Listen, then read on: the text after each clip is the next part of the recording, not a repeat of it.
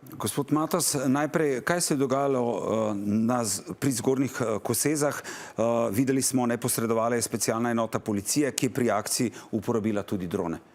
No, policija je še enkrat dokazala, da svoje delo opravi učinkovito, da zna reševati tudi najbolj otežene situacije, kajti v objektu ni bil samo osumljeni, bila je tudi ustreljena njegova bivša partnerica plus še več oseb, vendar so uspeli poškodovano iz objekta odstraniti, prav tako ostale osebe, na kar pa so uporabili dron in seveda ugotovili, da je oseba si vzela življenje. Še pred tem streljanjem v Zgornjih Kosezah ste dopoldan na novinarski konferenci napovedali spremembo zakona o kazenskem postopku, ki bo določal prednostno obravnavo v primeru napadov na policiste. Zakaj takšna odločitev? No, v zvezi tega zadnjega dogodka, ki ste ga prej omenili, bi samo še eno zadevo izpostavil. Ta gospa, torej žrtev tega kaznivega dejanja, je že pred tem v novembru mesecu prijavila grožnjo. In policisti so tožilstvo o tem obvestili in predlagali, da bi tožilstvo predlagalo seveda pripor, vendar je tožilstvo to zavrnilo in seveda danes je žal nastal tak tragičen dogodek. Torej odziv tožilstva v tem primeru po moji oceni ni bil pravilen. Kar se pa tiče spremembe zakonodaje, ki jo napovedujem. V letu 2025 smo imeli 168 kaznivih dejanj napadov na policiste, v teh napadih pa je bilo udeleženih 235 policistov.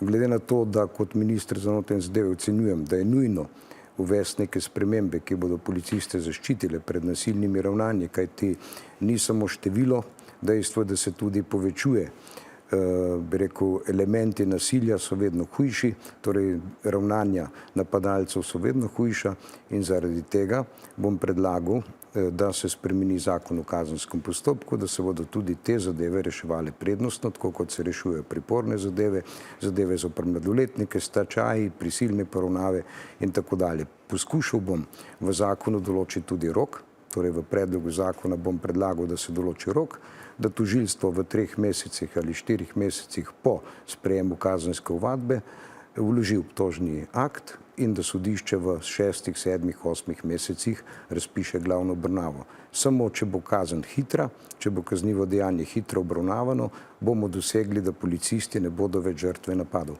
Ampak se vam ne zdi, da pri napovedi teh sprememb izvajate na nek način tudi politični pritisk na sodstvo in tožilstvo, da mora sprejemati obsodilne sodbe? Ne, nikakor. Tožilstvo se bo seveda samo odločilo. Tudi v teh primerih, ki sem jih prej navedel, 168 je velikokrat kazensko ovadbo zavrglo. To je njihova presoja, v katero ne posegam, želim pa, da so odločitve hitre in da so seveda storilci, v kolikor seveda je zadostne podlage, tudi hitro kaznovani. Zakaj vi pravite, da je halo efekt Šutarjevega zakona izvenel na podlagi katerih dejstev? No, saj ste sami videli, v nekaj mesecih po sprejemu Šutarjevega zakona so nekako, saj tako so nam podatki kazali, kazniva dejanja in prekrški nekoliko upadli. Kasneje, ko se je videlo, da efekta v pravosodju, tožilstvu in tako naprej ni, zoper storilce se ni hitro ukrepalo, je seveda ta halo efekt minil in priča smo, kot ste videli, povožen policist strani 25-letnega Roma, povratnika, specialnega povratnika, napadi na policiste, tako da seveda ta Šutarjev zakon ni dosegel namena, razen to, da se je prekvalificiralo kazniva dejanja tatvine v prekrške in se je statistika izboljšala in pokazala. Konec koncev pa to ni moja ugotovitev, ampak tudi ugotovitev županov iz tega območja, ki so se zopet javili in zahtevajo, da pravosodje ukrepa bolj odločno. Povejte mi, ko ste omenili, kakšno je zdravstveno stanje tega policista, ki ga je povratnik podaril in je bilo njegovo zdravstveno stanje takšno, da so ga morali pripeljati v klinični center v Kočevju?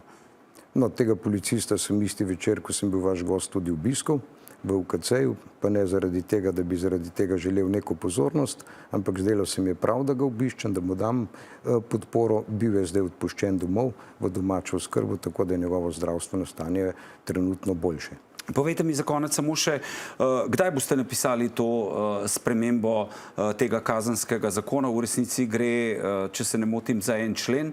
Kdaj bo to na vladi in kdaj bi to lahko prišlo v parlament? Zakon o kazenskem postopku, ki ga bom predlagal v spremembo, bom pripravil v roku 7 dni, potem gre v medresorsko usklajevanje na vlado in vlada menim, da bo to podprla in potem seveda lahko jeseni računamo, da pride v parlament. Najlepša hvala za tale pojasnilo. Hvala vam.